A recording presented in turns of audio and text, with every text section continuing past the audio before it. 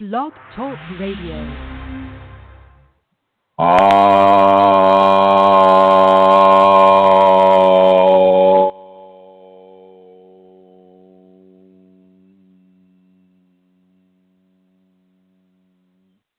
Hello, everyone, and welcome to this edition of your Kundalini Awakening radio, Blog Talk Radio channel. My name is Chrism, and I'm your host, along with your co-host, Amelia Centauro, who will be coming on in a short time.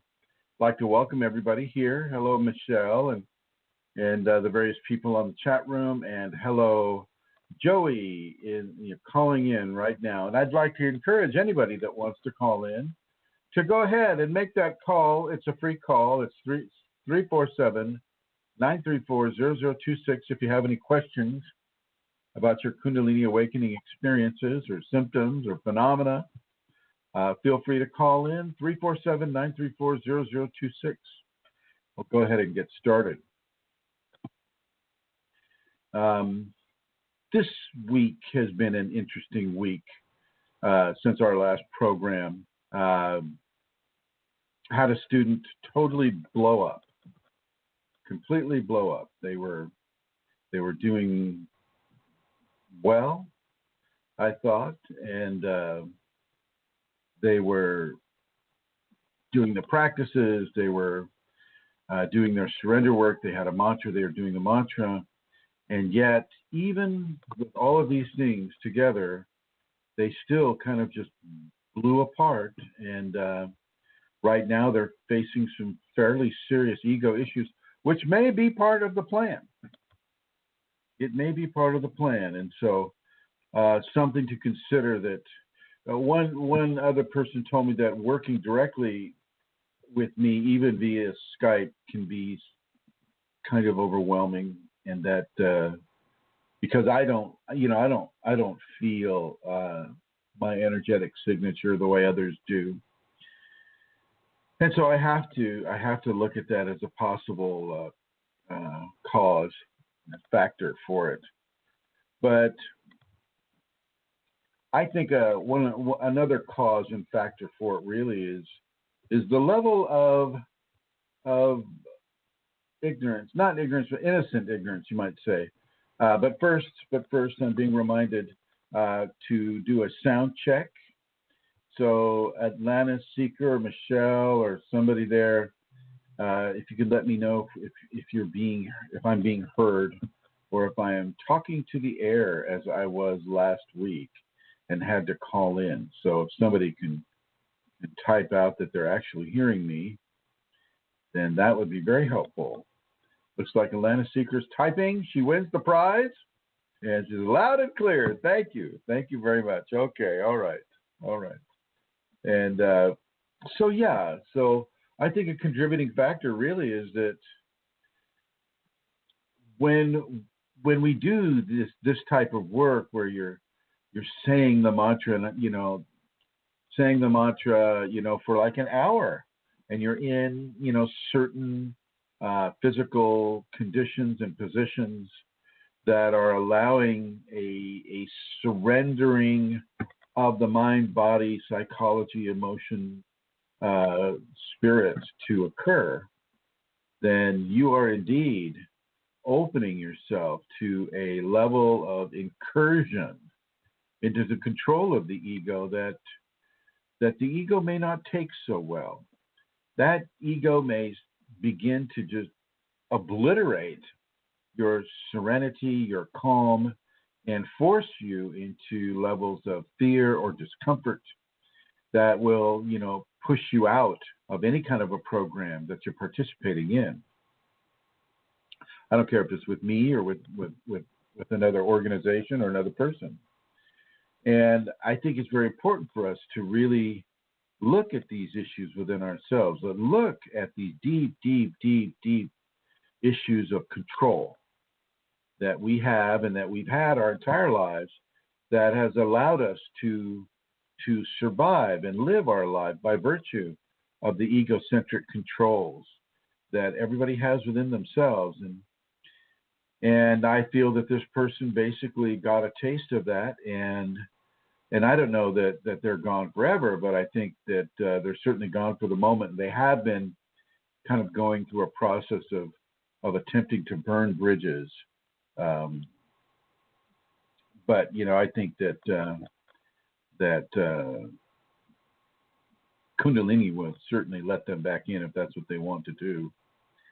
But it can be very, very, very challenging for people to do this work, even with you that are listening to the voice right now, because the Kundalini, my Kundalini certainly is carried on the voice. And so as you listen to the voice and you allow that to penetrate your energetic equation on a deeper level, you yourself might be feeling a bit of a challenge from the ego, resisting this and resisting the Kundalini that's coming in, and resisting any kind of a control from a Kundalini environment or Kundalini scenario that is pushing the ego out of its control of your life and how you are in your life.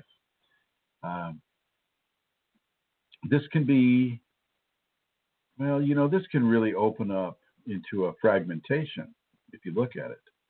As you deny the Kundalini and it forces itself upon you, it starts taking things out of your life. It starts taking away your security.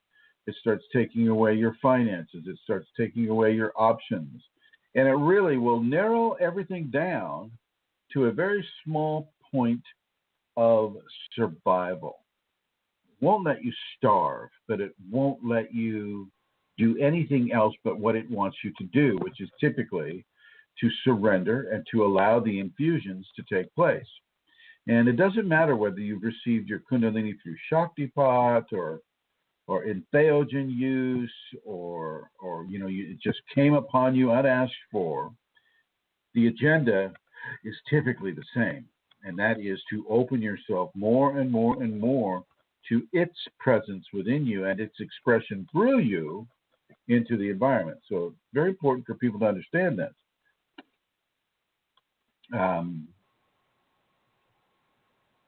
So this person has basically cut themselves off. This person had a Kundalini Shaktipat given to them by another teacher, but they didn't, they wanted to manage it better. They wanted to manage it or organize themselves in a way where they could accept more Kundalini coming in. And they definitely got what they asked for, but they didn't, and even though I told them, when I gave the mantra, I said, look, this is going to open up more channels of Kundalini for you. This is going to open up more of an expression of itself through you. And it's going to be, it's going to offer you some challenges. But having someone tell you that and having that actually happen can be two very different things. And so this is what has occurred, and this has happened this week. And yet, in the wake of that, I've received a lot of downloads, a lot of infusion from my Kundalini on many different levels, many different topics. And, it's because I'm concerned about the person and I want them to do well. And I know that they're really in a fearful place. And it was very interesting because I had them go to a Yogananda ashram as part of their process for that morning, as part of the exercises for that morning. And I don't know if anybody you are familiar with it. It's the Yogananda Gardens down in Encinitas, California. So I had them drive down to the Encinitas Gardens and to walk around the gardens and to meditate in the gardens and to really kind of take in the strong level of serenity that Yogananda left in these areas. I mean, I've taken many students down there over the years, and it's always a blessing to go into that ashram / garden and just walk around. And they ask you to be quiet, and so it's a very serene place to meditate. It's right on the cliffs overlooking the Pacific Ocean. The beach is about maybe 100, 200 feet below, and it's jutting right out on the cliff, and you got a tremendous view of the Pacific Ocean and the beach below. They call it the Yogi Beach below, and so this person went there, and ostensibly they meditated, and they came down to the beach, and then I didn't hear from them for a few hours, and then boom, they wanted to stop the work immediately, and so we did.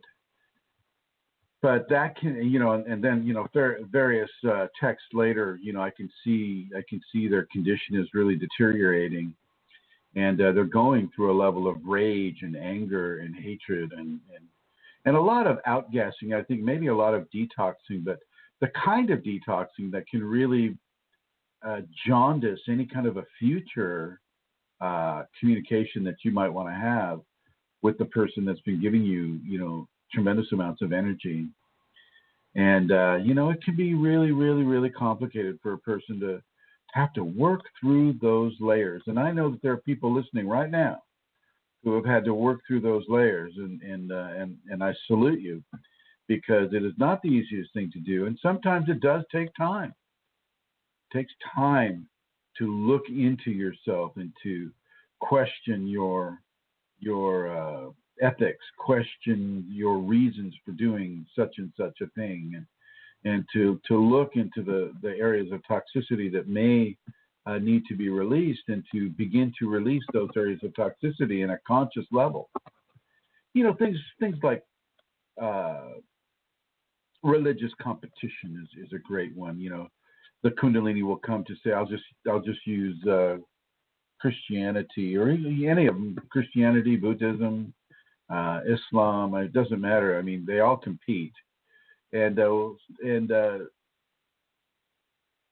Kundalini can accelerate that and amplify that to such an amazing level of competition, and this is really a red flag for the consciousness of the individual. You're seeing yourself go into this maelstrom of competitions, like my religion's better than your religion. My religion is the one way, it's the only way, and it's the way for everybody, and everybody needs to wake up to that, and not really giving other people the opportunity to express their own religious values in the way that they see as appropriate. This competition of being the right way or the only way, if this comes up into you, that watcher within, the higher mental functioning consciousness that is observing, what we do in our life and how we do what we do in our life, can take a step back and go, hey,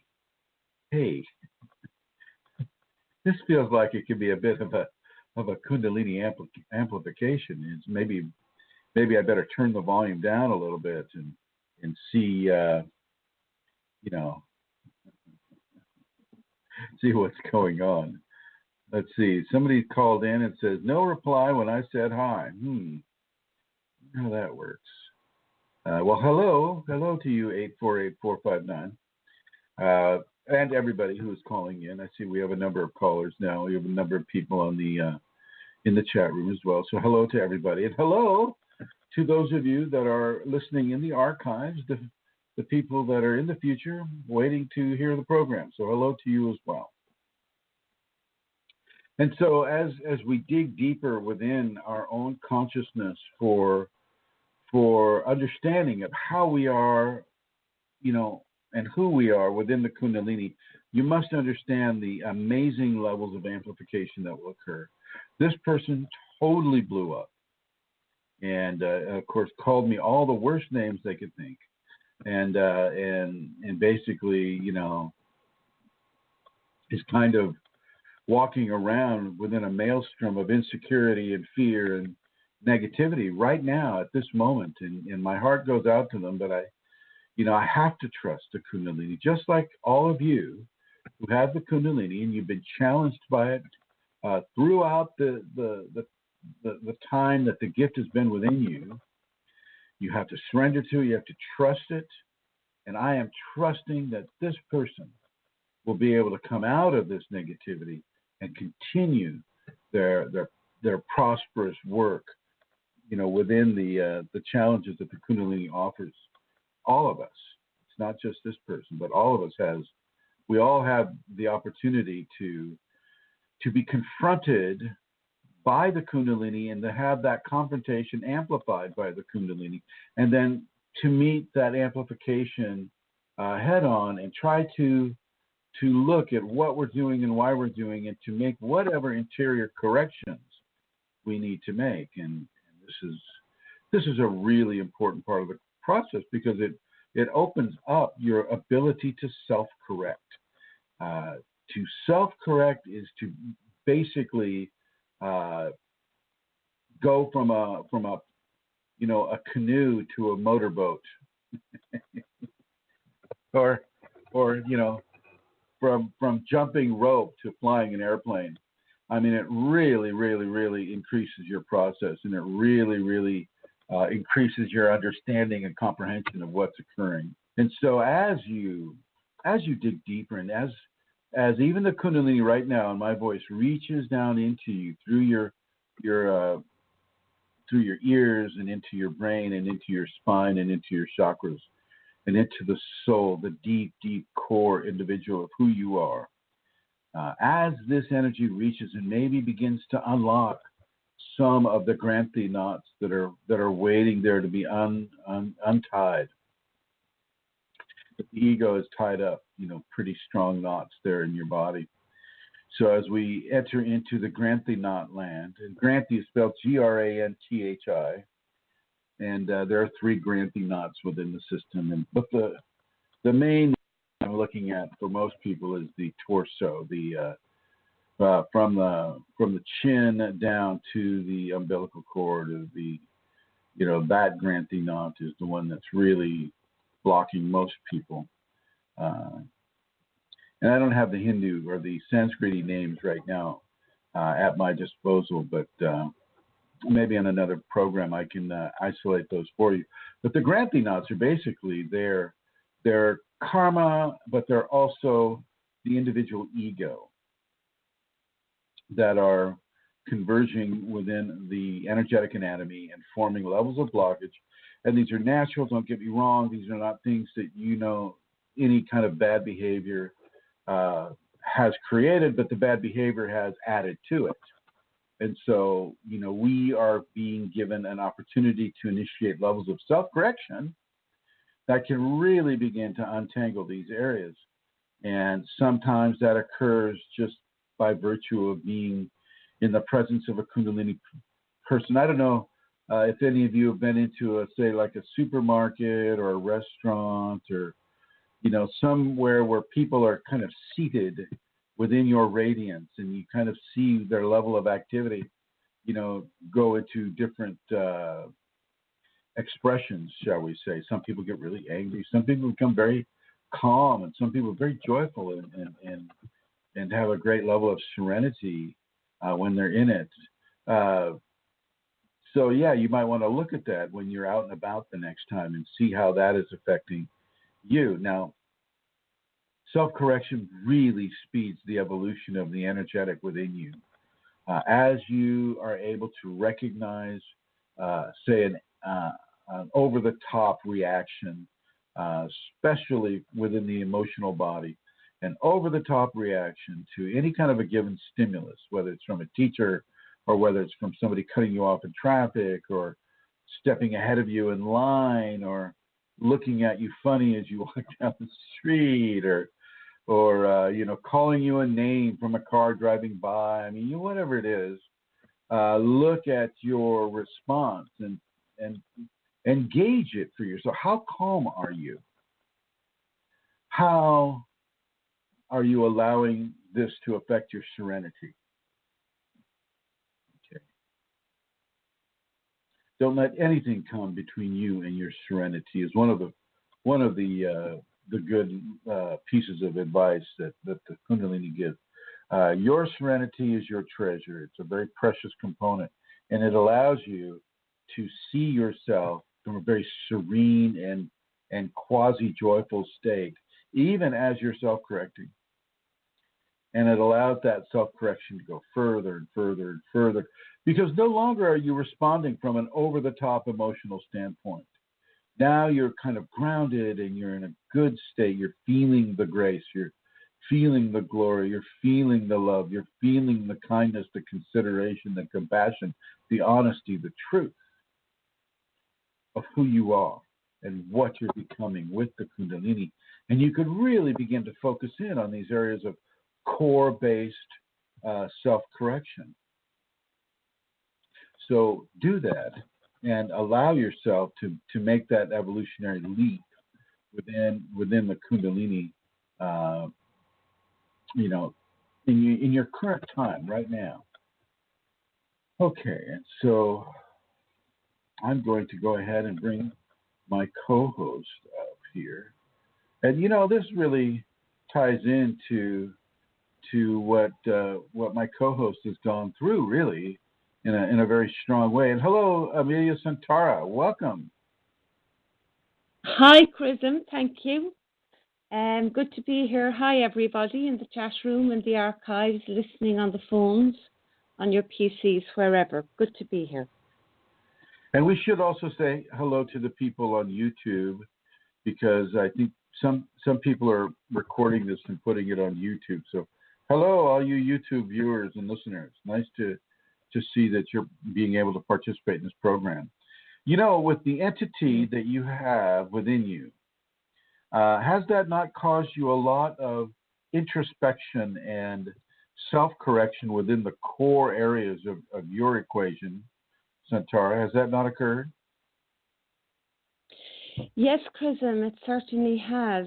Very much so. But I would just like to go and speak about what you're talking about there with what had occurred, because I also went through that, and I think that, working with a teacher as closely and indeed as intensely as I have with you at times, inspiration actually for the entity, that gave me in lots of ways, I suppose, the skills or the ability, because I had done a lot of work with you. You had taught me a lot, like I would have used the crucible of reversal, for example, with my ego. And it's not easy when you're doing mantras and you're doing surrender work, and you're definitely, so much is amplified. So all of that, I think, Chrism, would have helped me greatly when I had the this current entity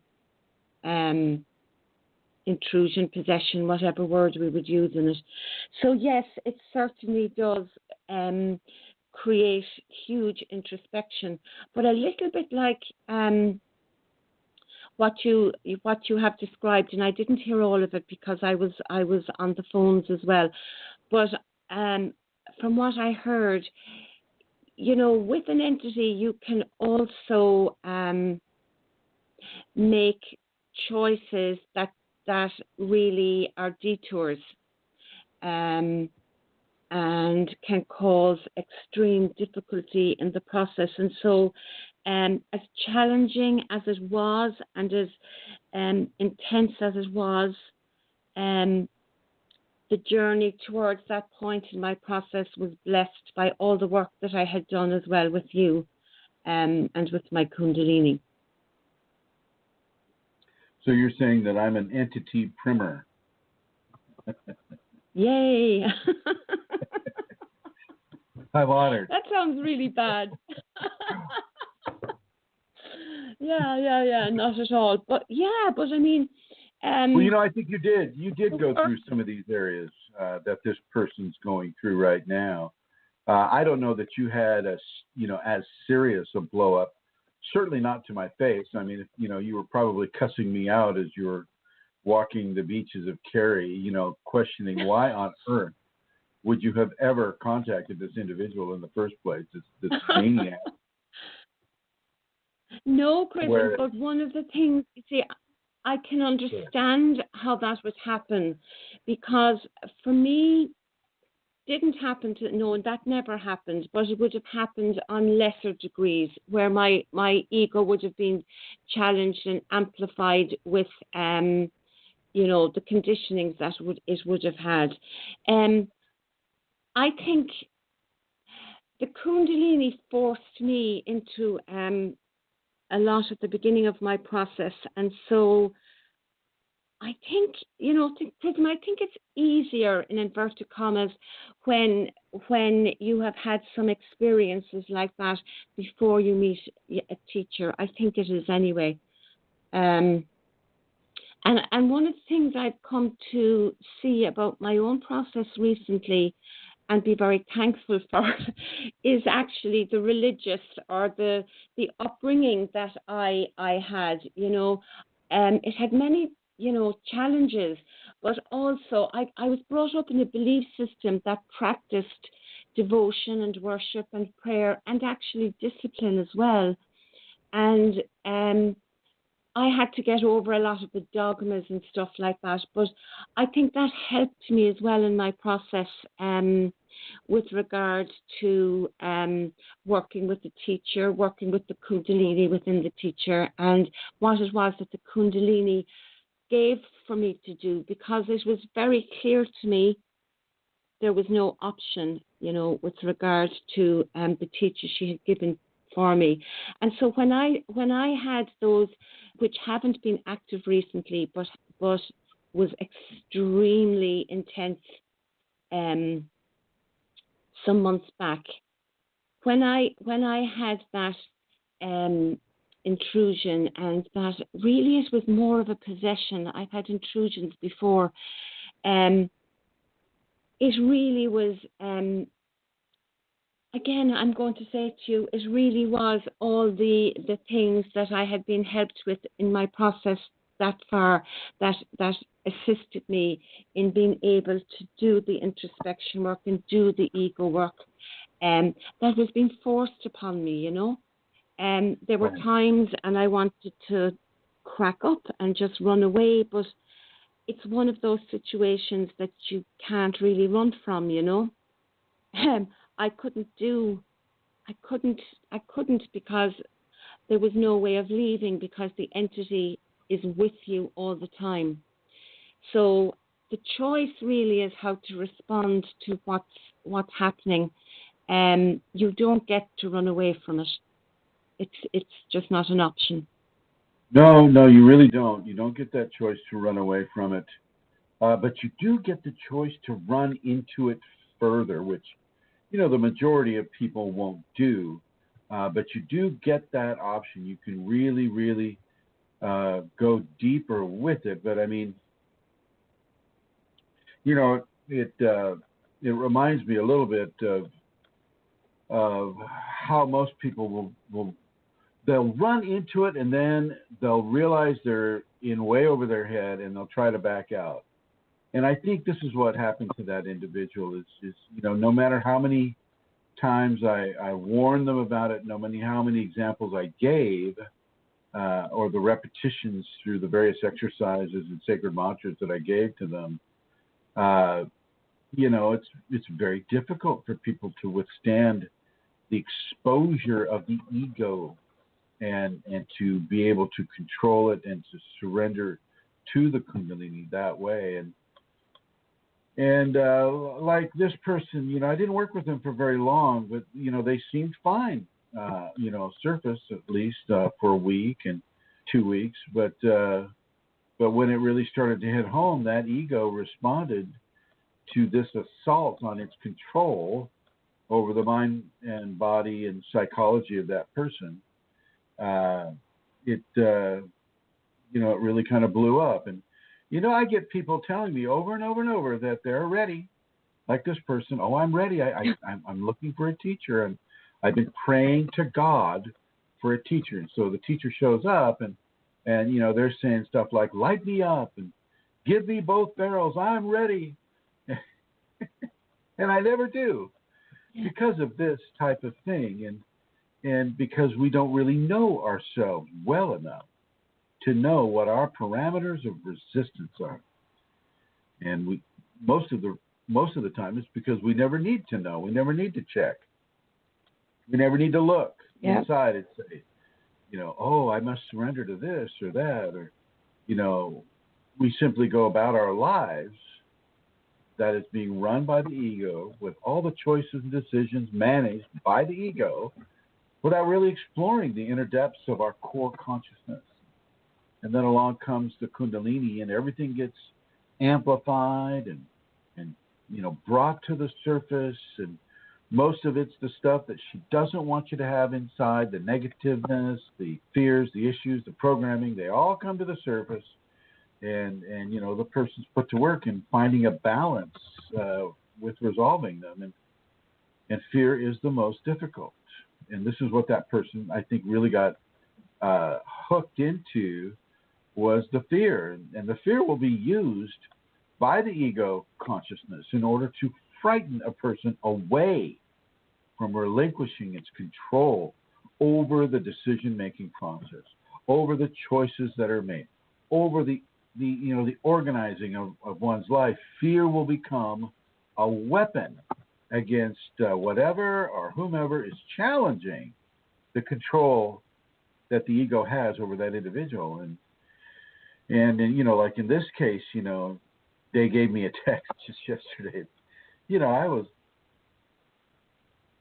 pretty, it was a fairly disrespectful, one-sided conversation. I just thanked them for their interest, and I wished them well, and gave them, a blessing, hopefully they can get through this. But, some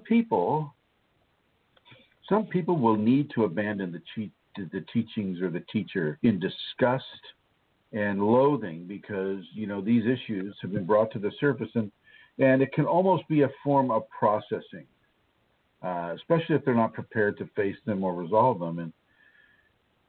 And so really the lesson, I think, to everybody is to go as deep within yourself as you possibly can before any thought of excitation of Kundalini Shakti within you, unless it's already there, it already came to you. And then still, you must go into these deep, deep, deep personal core issues and allow yourself the opportunity to resolve them. If you have revenge against somebody, then you need to resolve it. If you've got, any kind of bigotry or any kind of a mistreatment of other people, we need to look at where that comes from and resolve it, balance it. It's very important for people to understand that they have the power of self-correction. And because you have the power of self-correction, you can change the game. You can totally change the game.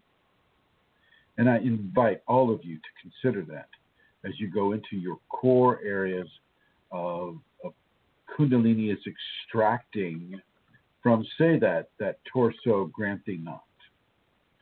It's extracting from the karma, extracting from the programming that we've had since childhood, extracting these ideas that you got to be first, or you have to be the best at everything, or you have to be right at everything, or you're the man in charge or the woman in charge, and you're the one because you're the boss at work, therefore you're the boss at home. So you have to really look at how you're interacting and what level of serenity you infuse other people with. Often in the Kundalini radiance will be carried not just the divine radiance, but also your emotional state.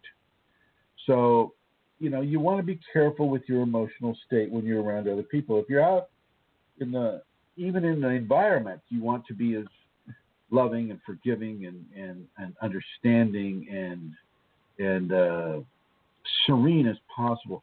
It is the healthiest way to go with the Kundalini, is serenity.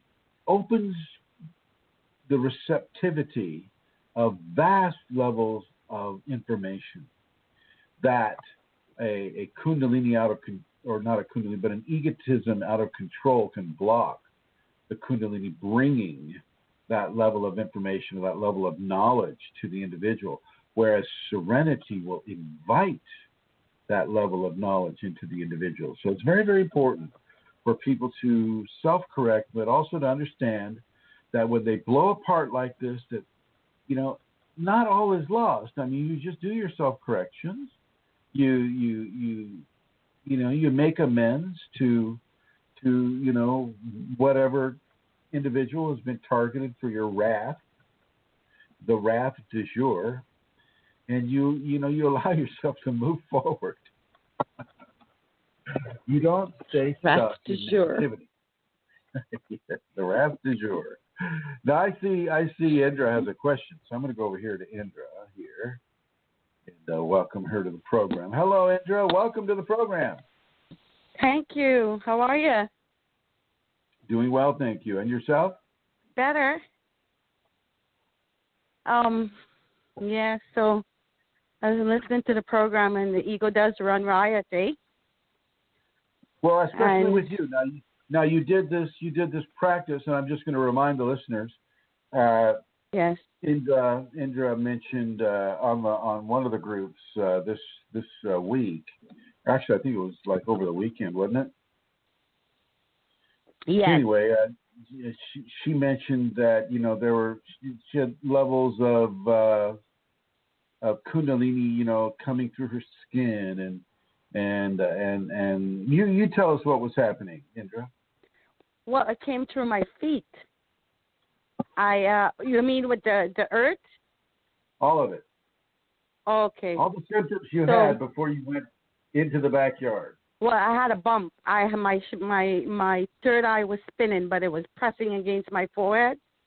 It was pressing. I had pressure. I had a migraine. I was nauseous. I was spinning.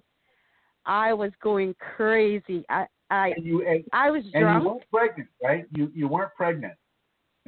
No. No, not at all. So yeah, and the whole experience was it was horrible. I had horrible symptoms, and even when my throat chakra was opening, I had sent you a picture. I was pretty bruised, so I had symptoms. The symptoms manifested outward, and no relief. I was going crazy. I was home alone. I didn't know what to do, and I did that exercise where I lie naked on the earth. And the hour after I did it, the pressure left, and the very next morning the bump was gone. Felt amazing the next day. Yeah, really. And you did the taboo thing, Indra. You went naked outside. Yes. In full public view, sort of. Yes.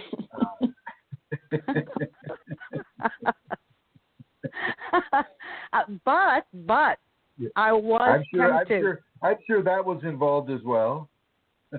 That was involved, and you know what, though? I was tempted many times to get up because I don't know, it's unknown territory for the ego, I guess. Yeah. And I was tempted to get up many times, and I go, no, I'm not. I'm not going to get up. I'm going to follow through with this because there was a liberating feeling that came with it. Sure. And I stayed. I stayed for an hour. So now, were Chrism, were you covered, or were you inside a tent, or were you just out in the open? I spread a blanket on the ground, and I was out in the open. It was pitch black. Oh my The God. neighbors were asleep, and I had privacy. I had the utmost privacy.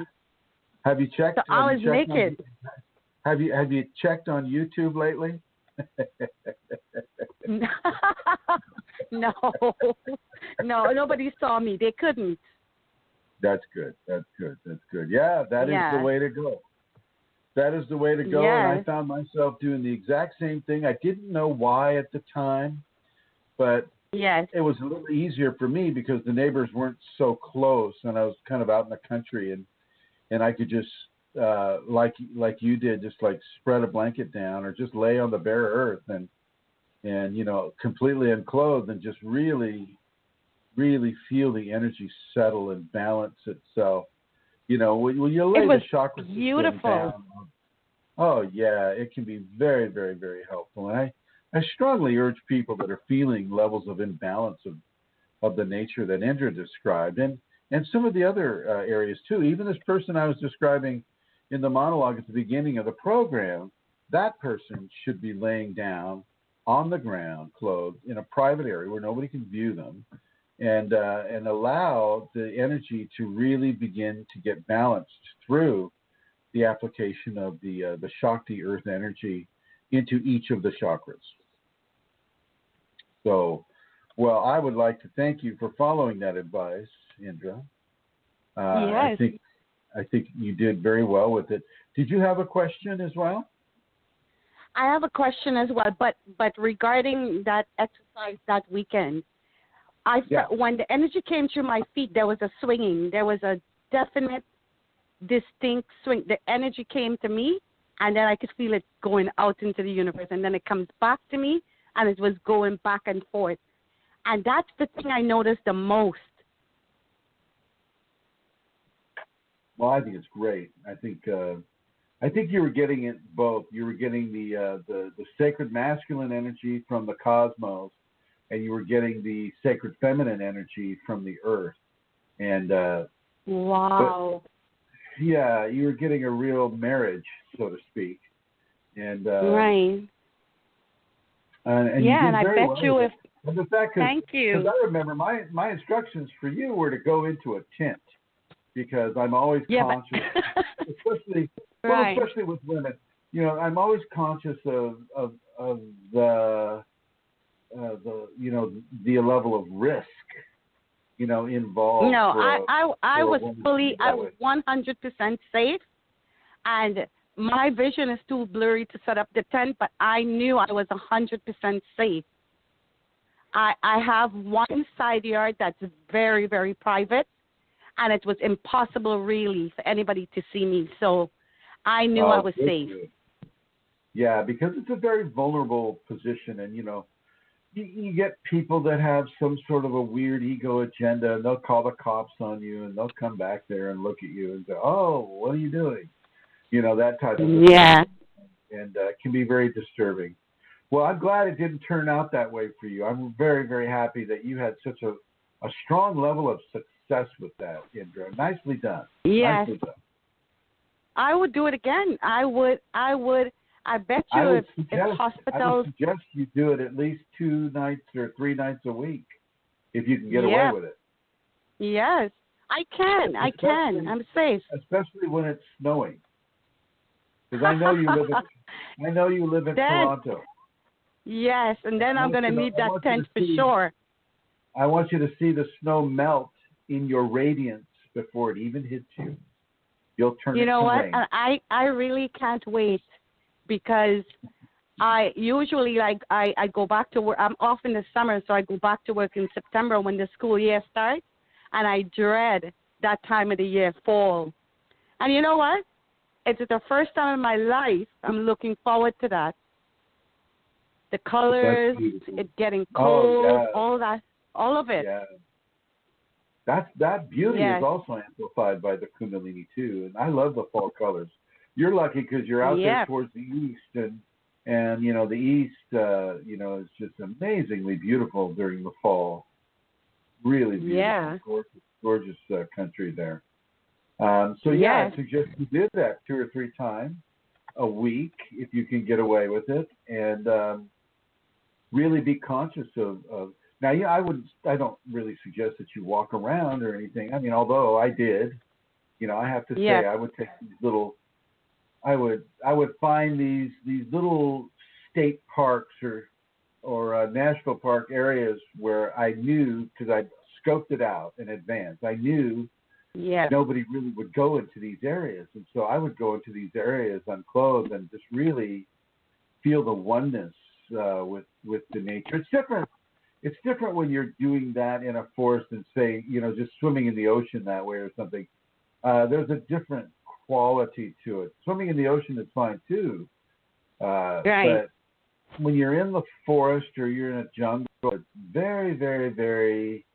I mean, this is the environment that your body is created for, so to speak. You're not a fish, and so and you're not a mammal that lives in the ocean, but you're a land dwelling creature, based on on a hominid pattern, and it's very different. Very, very different. Yes. When I was and see, my backyard is overlooking a creek. It's overlooking a creek. And honestly, I look in there and I go, I would like to do that exercise in there. but I'll be scared of winter. Pardon me? In the middle of winter. Pardon me? When it's snow. Yes, I expect to see naked snow angel pictures from you. I'll send you the raccoon instead. Okay. All right. Hey, thank you. Oh, did you have a question? I'm sorry. Did you have a question? Yes, quickly. Okay, so I'm drunk, and I'm drunk with my eyes open. Beautiful. I'm not having the pressure. I'm not having the horrible symptoms anymore. I don't have an appetite, but I'm having this, this drunken feeling. What does it have to do with DMT? I did some research, and there's not a lot of information out there, but what has it got to do with DMT? And does the EMP, electromagnetic, how are you using EMP? Say that again, Chrism. What is the acronym EMP pertaining to?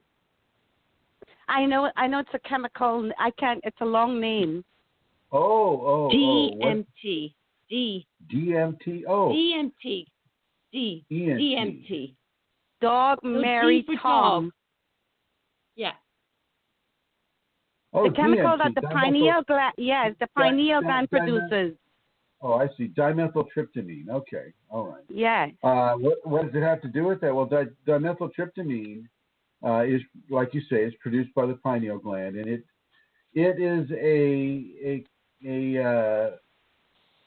a production of the body that allows you to have visions, that helps the dream state to come into the individual, that is, frankly, is a bit increased with Kundalini activation or awakening.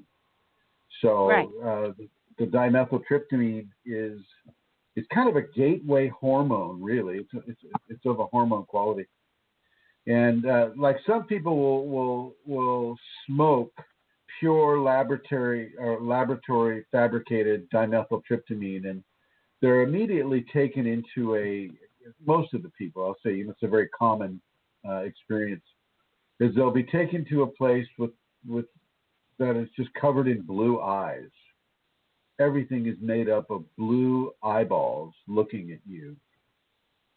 Right. And when I did the ayahuasca ceremony a couple of years ago down there in Peru, during the height of the visionary experience there, I also was taken into the pseudo area of the blue eyes, and a carpet of peacock feathers with the eyes on the end, and things were made out like a small building was made out of the peacock feather eyes, and the various paths going through these beautiful meadows were constructed with peacock feather eyes, and so I can kind of understand what they do is they smoke the DMT. It takes them there. They're not quite sure what they're doing there because they're not quite sure what they're doing at all. They're just kind of going for the high. This is a high thing for them, and it lasts about, I think, 5 minutes. It's I guess it's fun to do.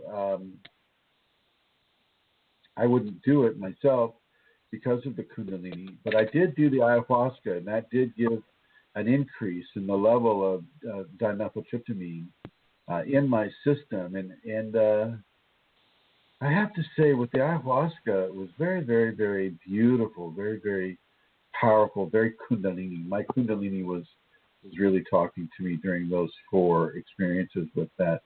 With the DMT, artificial DMT, I'm not really suggesting that to anybody because it isn't being produced by the pineal gland. It is being produced in a lab, and I think that has a different connotation to it as well. Now, what did you want to know about DMT?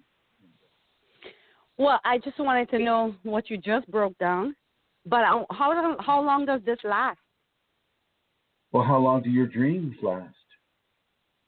Well, Chrism, I've been dreaming since I was a kid. Right. The difference now is you've got the time.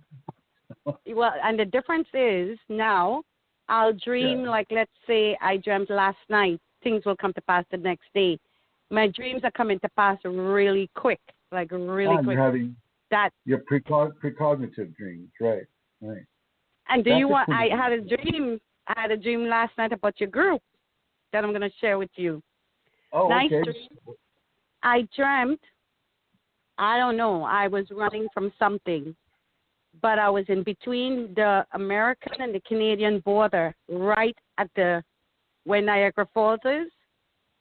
Okay. And I asked someone. I said I have to report something I saw, but I don't know the address of this place. And somebody said, well, there is no address where you are right now. There's no address. And I looked around and I go, well, how can it not be an address? It was like an unknown place. And I looked at my son. My son was in the dream, and I said, Kundalini Awakening. Our files is safe in that group.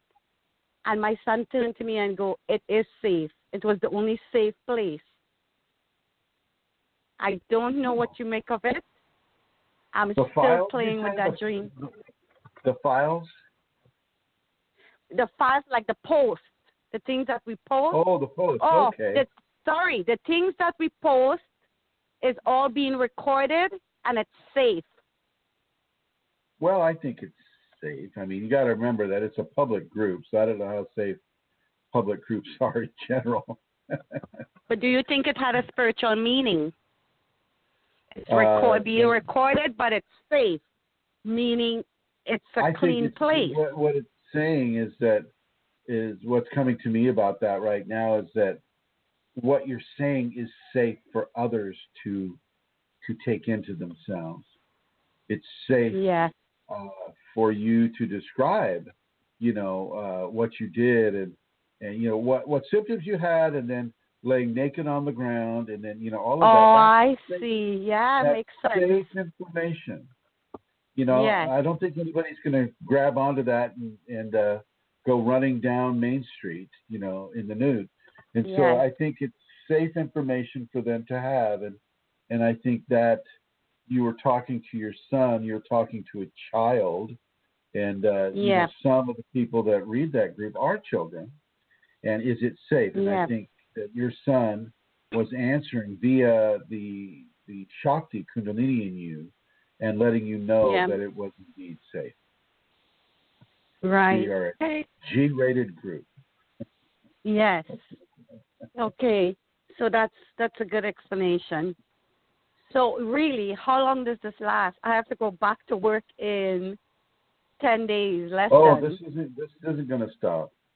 This will keep going for a while. Really, Chrism? It's okay. Yeah, Chrism, I'm drunk with my eyes open. People can look at me, and I'm not fighting the Kundalini because I know. You talk about ego. I've been going through this for 20 years, and I know what Grace could do to me with ego. So even if my ego get out of hand, I always say, Grace, give me a little bit of time to correct that. I talk. Well, I think once you're in front of you're a teacher, right? You're teaching a class. I'm an assistant teacher, yes, special eds. So once they make eye contact with you and they're inside of your radiance, things will go very well. Okay. You got to remember. Okay, I'm trusting. She knows what you do. She knows what you do, and she knows how you're doing it. She knows the circumstances probably better than we do. And once you're in front of those kids, or you're doing the assistant teaching work, that everything will click, and it'll probably click better and more harmoniously than it has in the past. Okay, sure. Yeah. Gotcha. Can I ask you a quick question that probably has nothing to do with anything, but it's something I've been experiencing a lot lately. All right. When you have the Kundalini, is men with highly sexual energy, not necessarily lust, I'm talking about. Are they attracted to that Kundalini energy? Lust. Lust. Okay. What about because I'm noticing it online and I'm noticing it in person. Oh, you're really noticing a lot more interest. Go ahead. Right? Yeah, From those type of people, yes. Yeah, the Shakti will really stimulate the reproductive interest in the gender that would be attracted to you. That's a very common thing. They feel the Shakti, and their ego interprets it as sexiness because it has a very life affirming and a very strong energetic that will hit their first and second chakra, and so they'll assume that it's sex appeal that they're feeling, when in fact it's Shakti appeal that they're feeling, but they make the assumption that it's something else, and they want to touch you, they want to look at you, they want to stand next to you, they want to ask you out, they want to have sex with you. I mean, on and on and on. Yeah.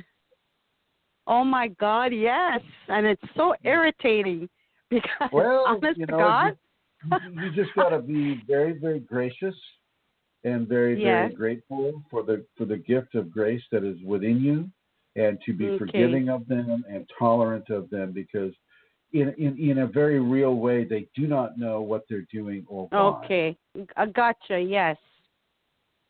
Okay. They're coming from a biological standpoint. But their energy can harm me in any way. I'm sorry? Their energy cannot harm me in any way. Oh, I mean, no. I mean, their energy, the interest. I'm sure that that people will be undressing you as you walk by. And, that's not going to harm you. Fantasizing, whatever fetish they may have, a foot fetish or a hand fetish or a earlobe fetish, whatever it is, that's not going to hurt you. The only time that it really is going to inflict any kind of a challenge on you is if you participate with them sexually. No, really. It didn't happen before the Kundalini, and definitely not during Kundalini. You know what I mean? Good. It's really not. I'm not looking for trouble. Right. A person's like a man's sperm resting inside you.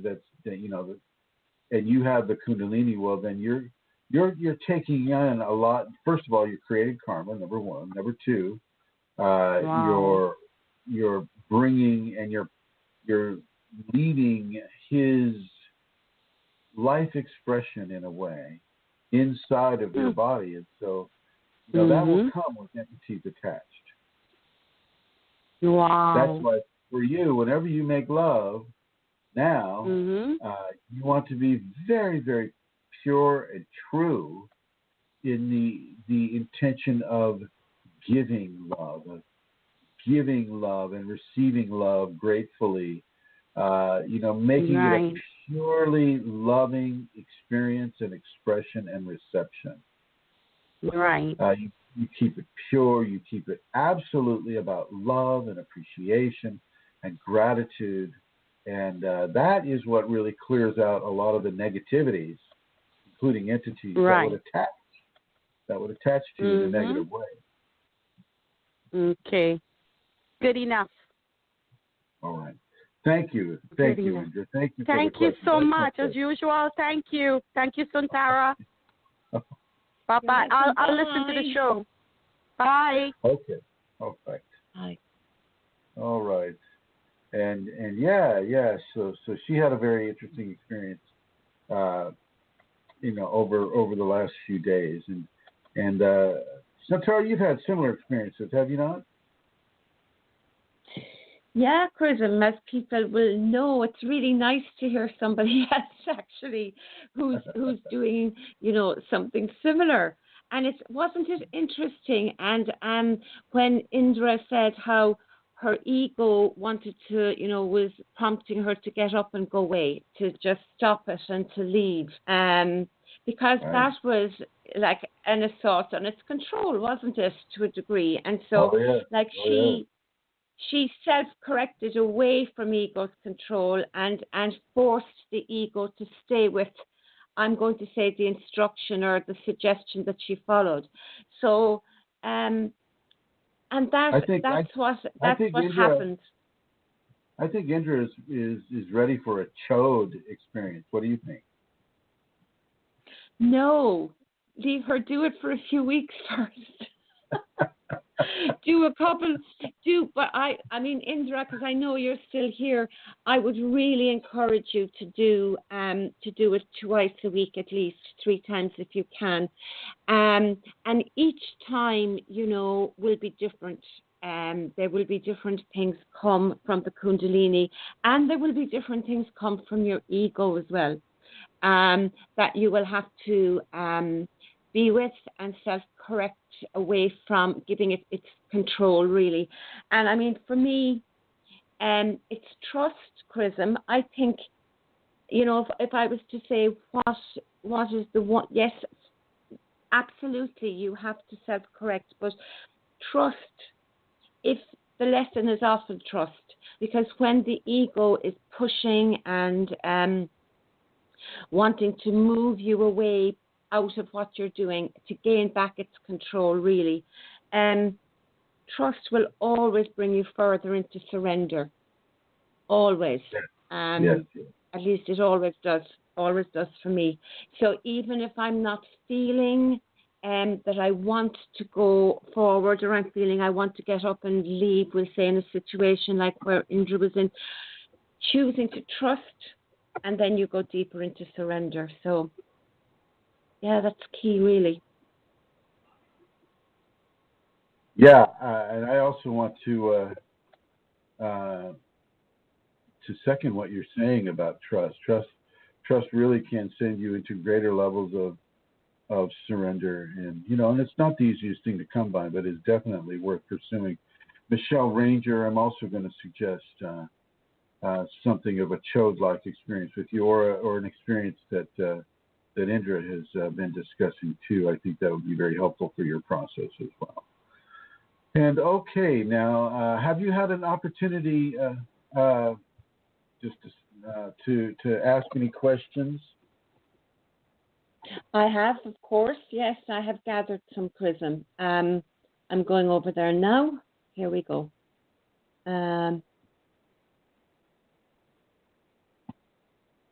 Okay, so the first 2 questions are in my inbox, and the first one says, I read this definition of Kundalini the other day, and I would appreciate Chrism's view of it, please. And this is the quote, the biological basis of all forms of spiritual experience, religion, genius, Kundalini is.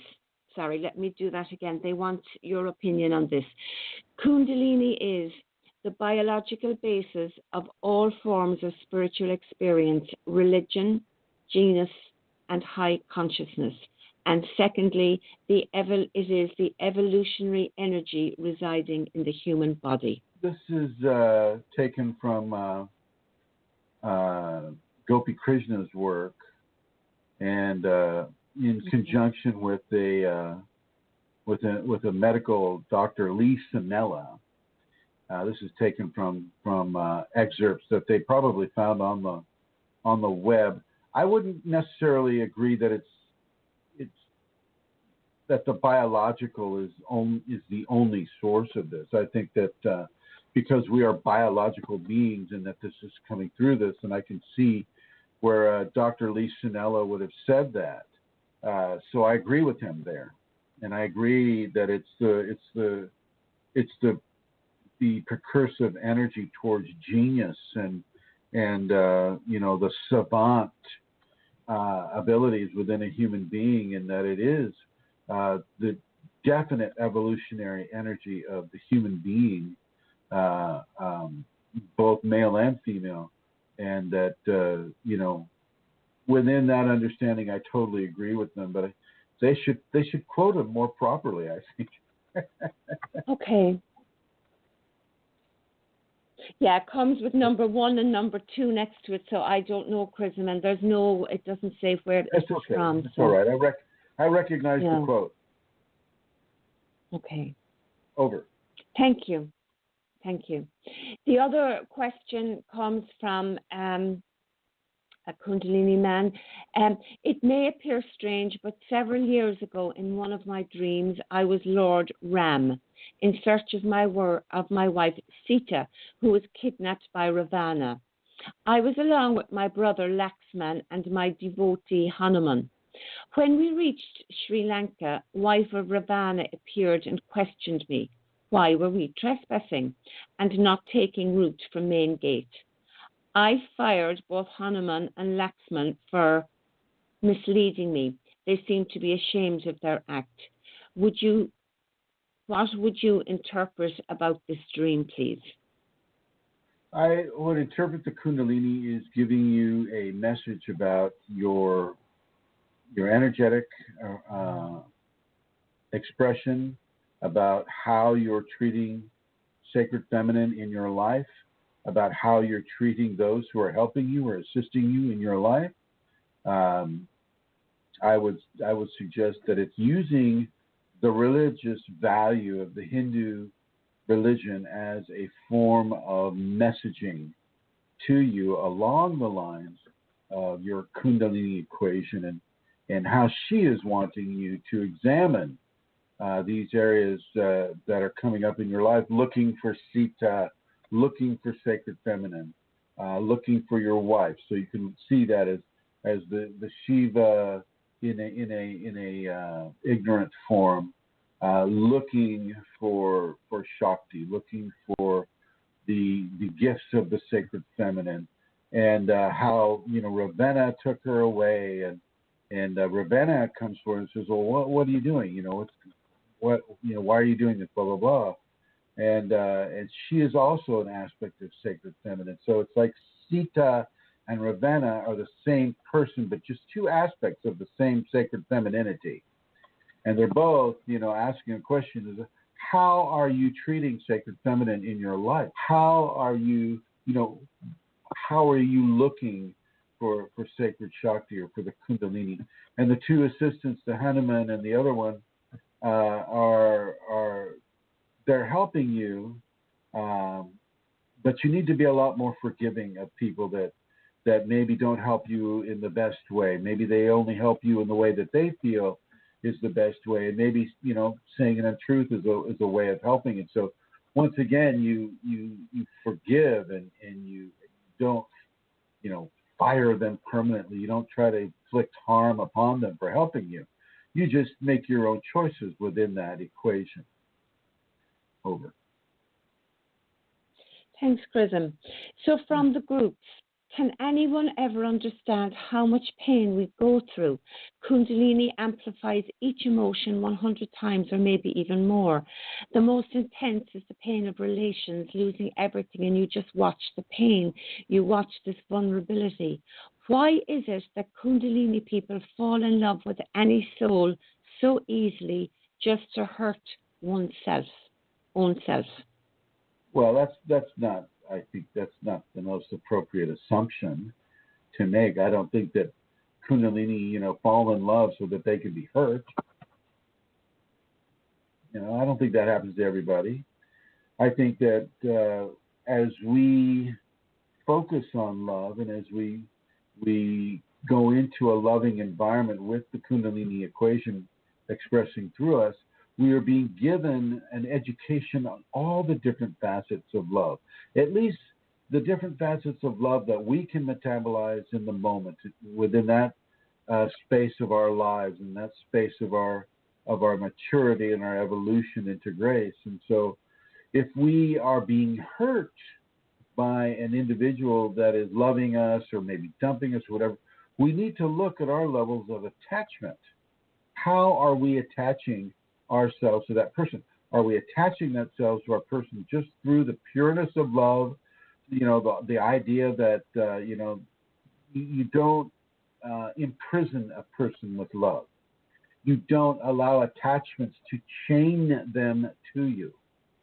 You allow the attachments to nourish them and to help them and to orchestrate a beautiful divine interplay of the highest quality within between the two people, and you don't chain them to your heart thinking that they're going to stay and not see anybody else or work with anybody else or have friendships with anybody else. You've got to really trust love. And if you trust love strongly enough, if you're forgiving strongly enough, there is no hurt.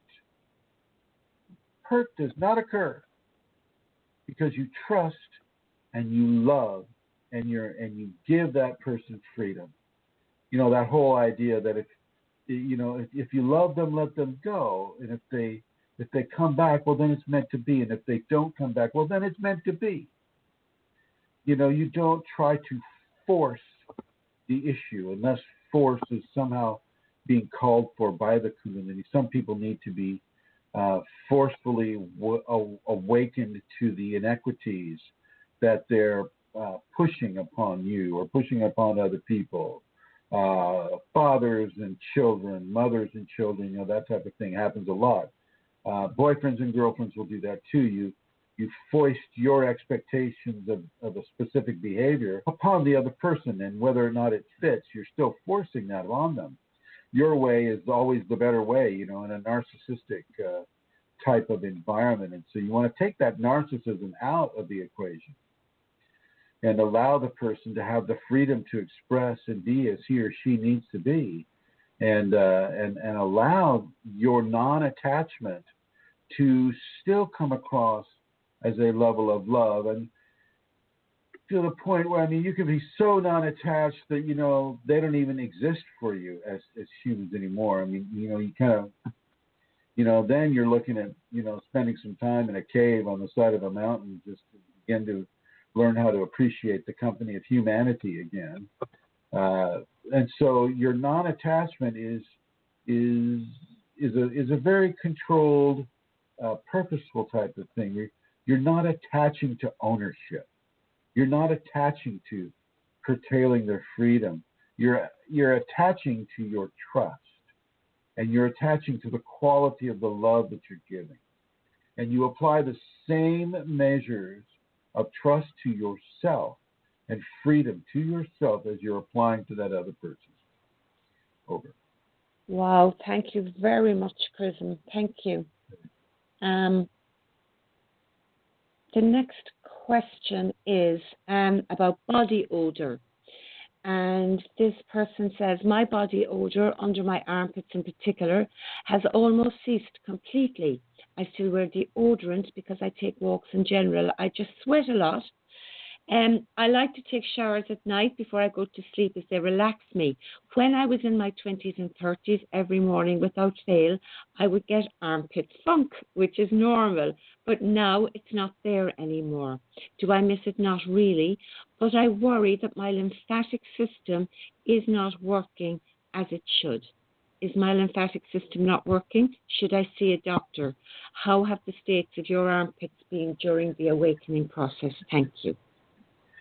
You don't need to go to a doctor. Don't go to an MD. Don't go to an MD and say, oh, I've got Kundalini. I've got these odd bumps under my arm and my sweat doesn't stink. No, don't do that. Don't do that. It's a waste of your time, waste of your money. And, you know, they may find a way to feed you some sort of medication. It's like, oh, you have the lack of underarm smell syndrome, you know, like restless leg syndrome or any of the other syndromes that they come up with in order to sell drugs. That's perfectly natural what you're describing. The Kundalini will change the endocrine system, and as the endocrine system is changed, the specific levels of bacterial propagation, that is what really causes the smell under the armpits, won't occur.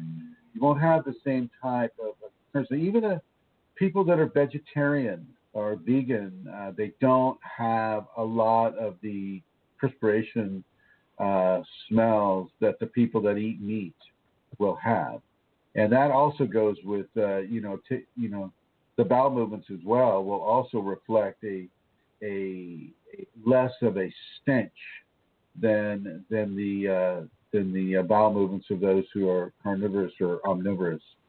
And so this is a natural thing. In many cases, like St. Francis of Assisi, St. Teresa of Avila, St. Amelia of Centaura, their sweat will smell like flowers.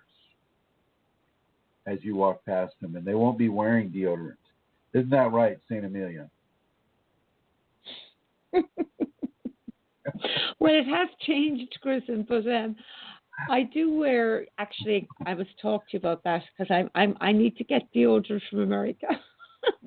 We can't get the one that I like anymore here, the Toms. You should But probably anyway. be able to get them on Amazon in the United States. Have them shipped out there. For you. Oh, okay. Okay, I'll check.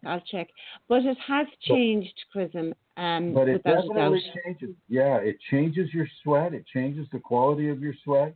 It changes the endocrine system, and it changes the hormones, and therefore the environment in the armpit and in other areas of the body that are not seeing a lot of sunshine or not exposed to the air.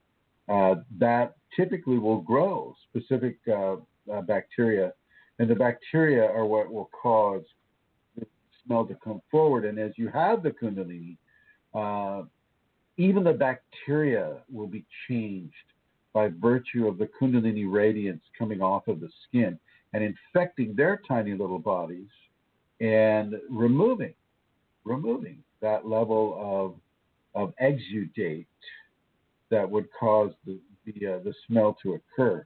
And so the Kundalini in many ways will really clean up a person. When I was homeless, the Kundalini cleaned me up every night. I didn't take a shower for like a year and a half. I didn't bathe for a year and a half. And it's really hard for homeless people to bathe because there's no place to go. You even in the gas stations, doing the marine type of thing isn't really inclusive of. I didn't do that. I just, was not in a space to take care of myself in that way. And she stepped right in. I remember, and I've said it on the show before, but I'll say it again. I remember taking a blade, a pocket knife, and skimming my arm with the blade and seeing this golden wax type material come off onto the blade and leaving this patch of bare skin there. And the skin was absolutely healthy. It smelled like cedar. And my friends told me it smelled like cedar. And once again, the bacteria that would collect on the normal unawakened body, meat-eating body, was changed. And the grit and the grime and all of that a person would collect being a homeless person was gone and was replaced by this golden waxy type of material, which I've never been able to categorize, but it was there, and it covered most of the body. So she really, really, really can keep you clean, and she can change the scent that comes off of you due to bacteriological transformation. She can change these things.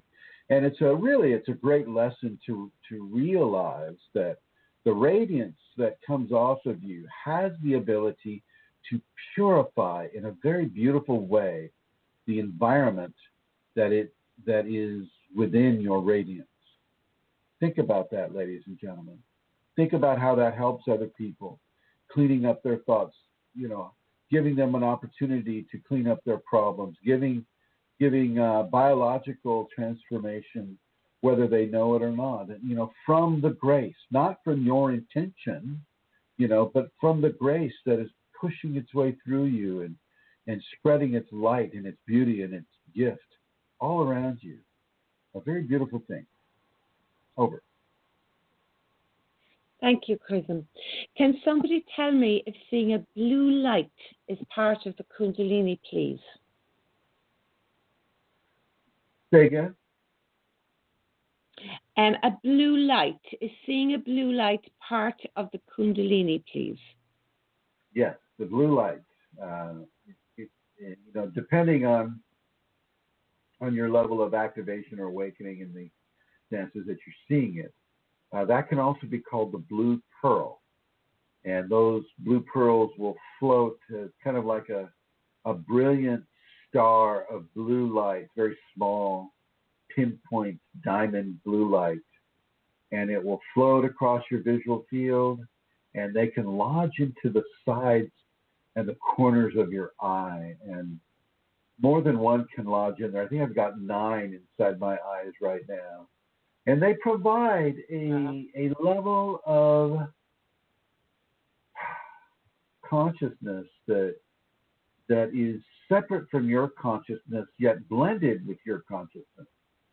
It is a Kundalini trait. It is a Kundalini phenomena, and it opens you up to seeing in very, very different ways, and it's very, very helpful. And it's also an indicator that you are indeed within the Kundalini equation. It's either coming for you, like an activation is coming for you, or you're inside of the activation already, or you're being prepared and you're coming close to that spinal sweep when the chakras open up and the energies of grace sweep up the spine, out the top of your head, and shower down around you with its radiance.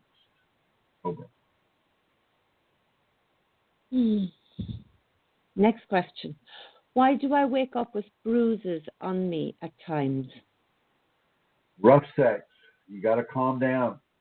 You got to, stop with the ropes. Stop with the whips. Don't do those things. You got to take care of yourself. Over.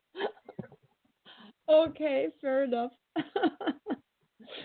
And then question. I watch my vibrating head near and hear increased. Sorry, let me start again. I watch my vibrating head and hear increasing intense sound of cricket while sleeping, trying to wake up but unable to do so. I also watch. I'm unable to move. He, my body and my thought, can also watch around my bed. I see all things as observer, and I am confused. Say again? No, please tell me. Oh, do you want me to read it again? But be more clear with it this time. Oh, Chrism, okay. Right. I watch my vibrating head and hear increasing intense sound of crickets while sleeping, trying to wake up but unable to do so. The person is confused. They're unable to move. And they're hearing the crickets, right? They hear crickets as well. Sleep paralysis. Yeah, it's sleep paralysis, and it's a precursor to the OBE state. And the fact that they're hearing the crickets indicates a bit of a Kundalini activation that the person may be going through as well. Sometimes the Kundalini activation can really, really jolt a person into the astral traveling areas, just I think to give them a reference point for different states of being a reality and being real and not being fake or imaginary or anything like that. I know that before the activation of this biological form that I have right now, which occurred in when I was 30, I was astral projecting quite a bit, and I was even shown when I was a child by 6 little entities how to leave the body. They were on my bedside, and they were saying, "Well, this is how you lift out, and once you get out, look, you can fly all over the room," and they were flying around with me. We were having a great old time, and this is the astral body. The astral traveling is very, very helpful. It gives a person perspective. It gives a person an understanding that the physical state and the programming that we have around the physical state and the programming we have around the dream state and all of this stuff is not necessarily true. It's written by people that don't astral travel. It's written by people that don't have the Kundalini. And so within the context of astral traveling and the Kundalini, our experiences are far more expansive, within our knowledge base. We have much more knowledge, real, true knowledge, than science or society can provide. And so, trust that. Now, with the crickets are definitely a Kundalini phenomenon, very common. And the astral travel is typically preceded by sleep paralysis. So you won't be able to move. You won't be able to wake up. And it's okay. If you're safe, all you got to do is relax. And if you're going to sleep, then just let yourself go. Just surrender to it completely. And you will, one or two things will happen. You'll hear the separation stage when the body separates from the physical body, the astral body from the physical body. And that will sound like a gunshot or a thunderous type of sound, and you'll go through that separation state. Or you'll do more what I would do, and she would make me go unconscious for about maybe 10 seconds, and I would go through the separation stage, then I'd wake up floating over my body, and then I'd start walking through the walls or flying through the ceiling or going wherever I wanted to go. And so, those are the typical options that you'll be given. And so this is very good. And this person should feel very safe, very secure. Everything is good. Trust the process. Surrender to the Kundalini and trust the Kundalini. Over. Thank you, Chrism. Are there different higher steps to awaking? I feel like she is drawing me away from those not activated. Does this make sense, Master Chrism? For a time, I think I'm here. Hello. Can you hear me? Okay. Yeah, I can. The pause was longer than normal. I thought you were gone. Okay. She can draw you away for a time just so you can be amongst your own. But for the most part, we are humans and we're awakened humans, but we're not so different from those sleeping people that are around us all the time. I mean, that which they are, we once were. And so, but for a short time, to get yourself some reference points and to get yourself into a level of comfort about being with the Kundalini so that you're not all alone with it, she can draw you towards other Kundalini people. But that doesn't mean that that's the way it's going to be. And that can be a temporary thing. And just to give you that level of security, that level of safety, that level of friendship, that level of support, then she will insert you back into society. And hopefully with a different perspective. Over. Hi, I do meditation on a regular basis. I've read about superconsciousness. It can help to be active the whole day for 3 hours sleep. I know it is very difficult to achieve, but I need some advice or guidance. Tell me if I should do it, and if yes, how. I want to do extra stuff along with my work life. So she wants me to provide her with extra stuff. Is that it? Well, I think that's going to cost her. I'm going to charge her for that. Yeah, maybe you should. Super consciousness and something about just wanting 3 hours sleep. I'm not too sure, Chrism. I copy the question, but it can help to be active the whole day with only 3 hours sleep, I think. The super consciousness, or SACHID and session end. Another word for super consciousness. I don't know, Chris. Okay. Will we just pass? I'll pass. Okay. Okay, let's pass. Whenever people use super consciousness, it's kind of a red flag word that they don't really have a good idea what they're referring to. They're just doing their best. Go ahead. Go to the next one. Okay. So I was viewing my ego when I sensed it filling me more like an unwelcome squatter. But I see that in any worldly life, a new accommodation ought to be found. I would like to ask about the breaking the chain of causality. Does not being less affected or more free from the dominance of ego give an unchaining and understanding of life in a way which is liberated from instant karmic consequences? Huh. You were fading out on some of those words. Can you read that again? Yeah. I was viewing my ego when I sensed it filling me more like an unwelcome squatter. But I see that in any worldly life, a new accommodation ought to be found. I would like to ask about breaking the chain of causality. Not being less affected or more free from the dominance of ego, does it give an unchaining and understanding of life in a way which is liberated from instant karmic consequences? No, it doesn't. You don't get to break the chain of causality. Your Kundalini can adjust the chain of causality for you, but it's a very egocentric thing to say that oh well, I'm going to break the chain of causality. It's not going to happen that way.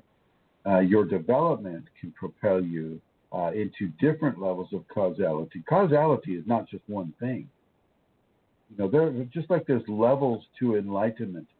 Rosemary, I was talking to Rosemary the other day, and she's listening right now. And she says to me, well, isn't enlightenment just enlightenment? I mean, isn't that it? Once you're there, is that it? And I said, no, there are absolute levels to enlightenment. You don't go from 0 to 100% all at once. Levels of enlightenment, especially with the bodies of flesh, take time to adjust. You could really, really hurt yourself, or if you had the ability to go straight in to full-on enlightenment, it could be a very, very painful, if not mortal type of a situation. The flesh body needs to adjust to these levels of enlightenment. Take it from people that have received too much energy. When I have a person in front of me and they're doing devotion and we're doing a lot of Kundalini work, I'm giving them a lot of energy, and they will literally get a headache. And Philip St. Romain described a very similar thing as when, he's a very, very devout Catholic person, and he would pray and pray and pray, and his Kundalini came up, and he would still, he would be going to church on Sundays, on Tuesdays, on Wednesdays, Thursdays, Fridays, Saturdays, he's going to Mass all the time, and he'd go down to pray, and pretty soon, he'd get down on his knees to pray, and the hot knives would go right through his fontanelle, straight down his spine. It would be very painful if he tried to pray. When he stopped praying, well, that would not occur. But with enlightenment, it's a very similar thing. If I give you too much energy, you're going to have a splitting headache, a migraine almost. And the only way it will go away is if you stop doing what you're doing. Well, with causality, once again, you'll be shown levels of causality that can be like an evolved level of causality that is not the same as just breaking the chain of causality. But you won't be able to do that yourself. That will be something that the Kundalini grants you or gifts you. Was there a second part to that question? No, Chrism, I think that's answered it. Okay. Okay. Is a dream about bees also symbolic of Kundalini awakening?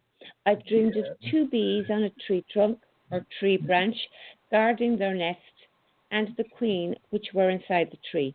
I knew intuitively that those 2 were soldier bees. Well, that's fine. That's fine. Yeah, but the bees and the wasps, the vespids in general, are symbolic of Kundalini. Yeah.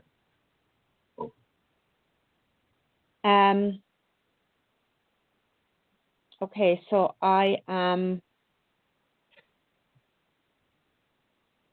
Okay, so while I Yes. meditate, I feel a light buzz coming up my spine and other weird things while meditating, and decided to research its meaning. It comes out my Kundalini might awake. So I must know all the ins and outs of this phenomena. Any All right. suggestions on where to start and to move forward with my Kundalini? Well, this person is on Kundalini Awakening exclamation point, and I will suggest that they continue to read that group.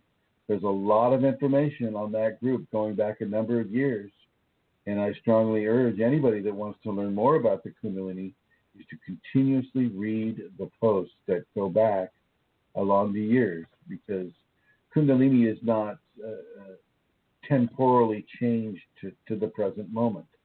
Kundalini is one of the most ancient forms of liberation and freedom from the Maya or the falsehood of the society dogma, basically illusion of societal dogma, and that illusion extends to many different societies, from the Sanskriti society, like 7,000 years ago, to all the way up to our current society. And so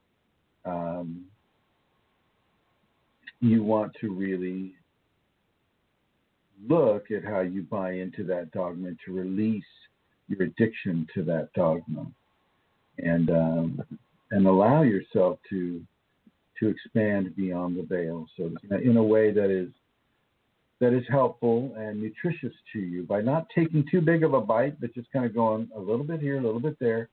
Your brain and your ego may want to jump forward into faster, more technological or difficult areas of, say, surrender or any of the noble qualities, but just try to get one noble quality down per week, and in an expressive way, and that will help you tremendously, I think.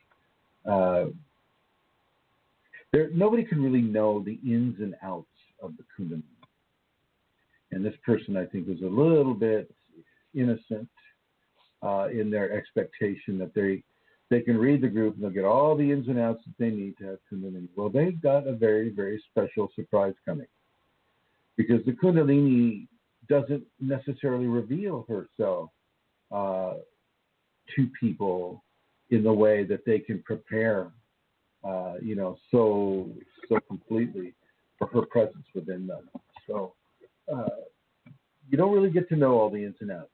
You get to discover the ins and outs that are appropriate to your equation. That's what you get to do. Over. Thank you. There was a question about, let me see how I'll summarize it. Okay, so we have a physical body and a spiritual body, Chrism, and the question is there a boundary or a border between them? Well, they're separate bodies, so the boundary of the border is just the change in frequency. So if I'll just make up some frequencies here. So if one body is operating at 25 megahertz and the other body is operating at 125 megahertz, well, that difference within frequency will form a boundary, a vibratory boundary. And it's that frequency that can, within divinity, though, if it's like the Kundalini can actually match, and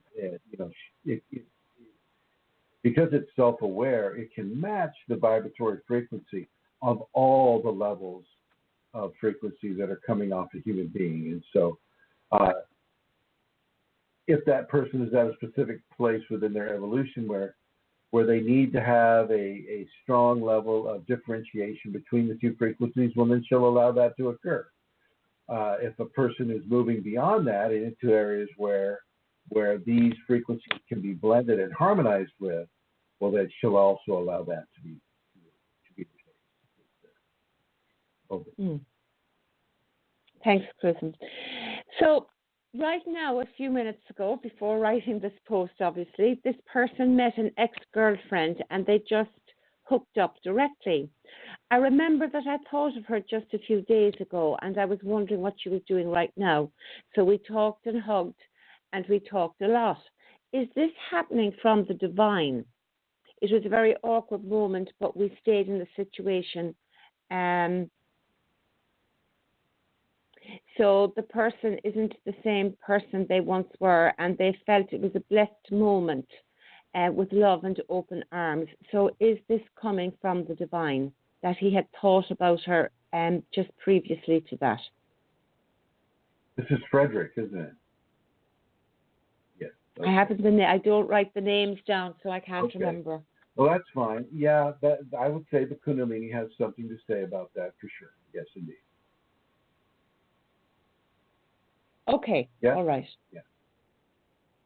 Well, is it divine? And I'd say yes. I think there's a level of divinity there. Okay, Chrism, thank you.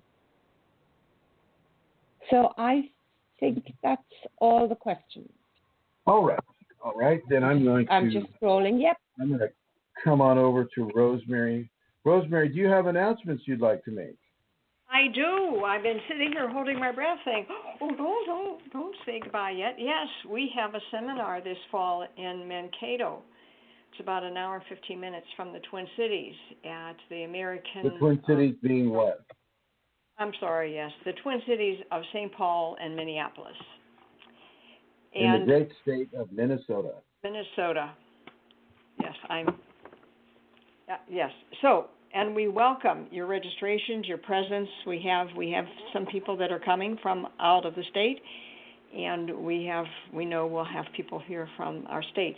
And my name again is Rosemary. My address is rosemaryg@usinternet.com, or a phone number if you'd like, 651-329-9615. And if some of you listening here from Minneapolis, St. Paul, Mankato, we are beginning tomorrow a group of sessions about, like we're calling Kundalini conversations, about Kundalini and about the seminar. And we look forward to meeting with small groups of people to share this with them. And we have some other good things we're working on, but it's not ready yet. But you'll be hearing about those. Oh, good. And your address again and your phone number? rosemaryg@usinternet.com, and my phone number 651-329-9615. And I was thinking of listening to what you were talking about today, Chrism and Santara, that all of those, for many people, those experiences begin our whole Kundalini journey, and in my case, begins in the seminar. Just a really I was good just place going to say that the seminars are a very unique opportunity to participate in this energetic in a very strong and brilliant way. I think Michelle is coming out there from Australia. Is that right, Rosemary? Yes. And Michelle, we can also initiate a Chode experience for you, probably the Saturday night of the seminar there. And anybody else who'd be interested in a Chode experience, I won't tell you what it is, but it's challenging. And if you've listened to any of these conversations here on the radio show here, it's been discussed, but it was a while back, wasn't it, Amelia, a while back? Yes, it's been discussed a few times, yes. It's a while ago, Chrism. Yeah. So let's not go into it. No. Yeah, the opportunity is there with these seminars. I mean, they can be very, very, very. They can be very volatile. I've had some volatility occur at some of the seminars. People pop at the seminar. By popping, I mean they come into a very, very quick round of activation. My hope is that people won't awaken there, because that can be very disorienting. But, sometimes that occurs too. So it's a very, very, very beautiful environment. It's really nice to be around other people that have this level of interest and interaction with the Kundalini. And I will suggest that people come to the seminar, come and to see Rosemary and Joey and Katie and meet me in person. And I'd love to meet you in person as well. And so, Rosemary, give that email and that phone number out once again, please. rosemaryg@usinternet.com, and my phone number is 952, well, I'm sorry, two of them. I think I said the other one, 651-329-9615. And that's with the country code 01, the United States country code 01, and some of all that. Chrism, I have a little testimony from one of our people that I asked. Could I read it to you? It's printed out. So it's been 2 years now since I attended my Kundalini seminar, and it is one of the best decisions I have made for the betterment of my life. During the seminar, I received the Shaktipat. My life has been improved on many aspects, physically, emotionally, mentally, psychologically, and spiritually. I have gained more confidence in myself and feel more connected to the divine and all its creatures on earth. What I continue to learn is making me a better human being, more loving and more caring, and I am definitely better off today than before. I understand that the process of enlightenment can be very long, but it is an idea that resonates with me, and I am committed to the necessary work to make it happen. Yes. Are you there? I am here, and I'm just thinking about that. Oh, sorry, I thought I went over time. No, I think it's good, and thank you for sharing that. I think that and more can occur for a person. Yes, I'm sorry. And what was your experience, Rosemary, when you went to your first seminar? It was a strong activation, but I didn't know that only gradually that it was happening. And the very first, that would be the very first before the one that I was working on. The very first one, I just went. I had no idea of much how important this was.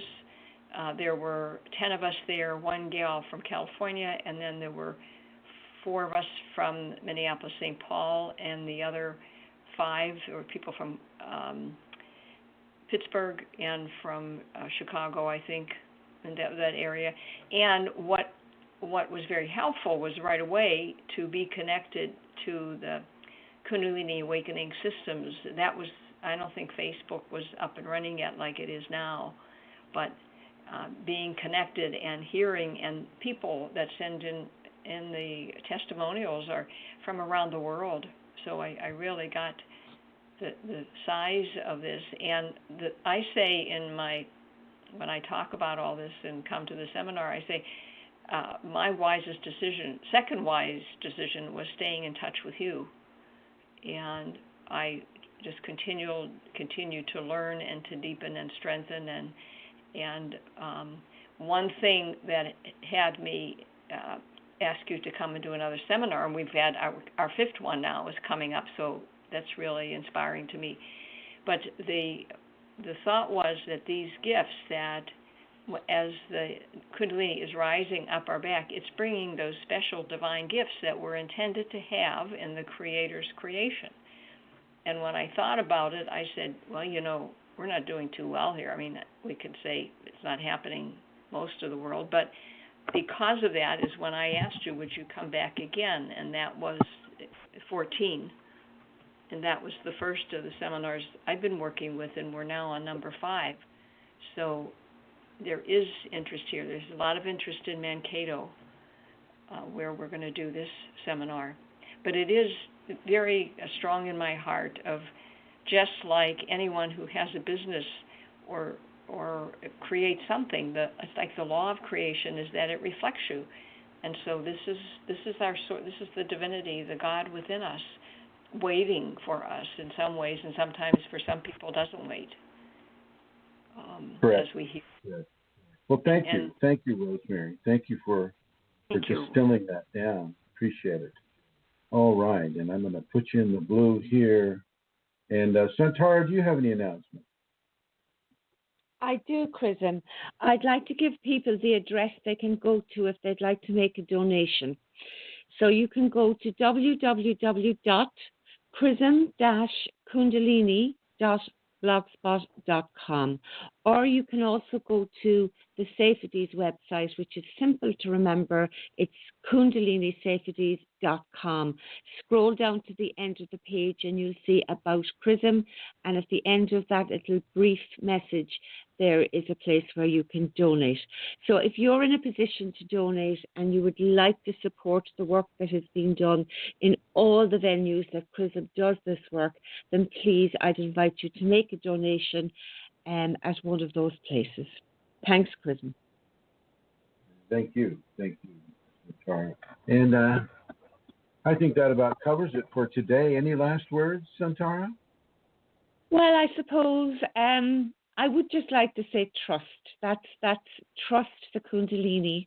And if you're blessed to have a teacher, trust the teacher, even when it gets tough and your ego is objecting and it's being going through a hard time. Trust the Kundalini and trust your teacher, and this will bring you into deeper levels of surrender. So thank you very much, Chrism, for today's show. And I'll see everybody again this day next week. Bye. Thank you. Thank you, everybody. And I'd like to say that we have a lot of videos on the YouTube network at Chrism.Kundalini is the name of the channel. We're also on the Yahoo network, Kundalini Awakening Systems 1 at Yahoo Groups, and Kundalini Healing at Yahoo Groups. And we're also on the Google Plus network, and that would be Kundalini Awakening ! As well as the Facebook. We have Kundalini Awakening ! Kundalini Awakening Systems 2, Kundalini Awakening Systems 3, Kundalini People. We have 2 Kundalini Healing groups as well, and you can inquire of Santara or myself. You can reach me at Chris Mitchell on the Facebook channel or network. And I want to thank you all for listening. I'd like to thank you, Santara, my co-host, and I'd like to thank everybody in the chat room and everybody who's called in today. And I will end it like I started it. Here we go.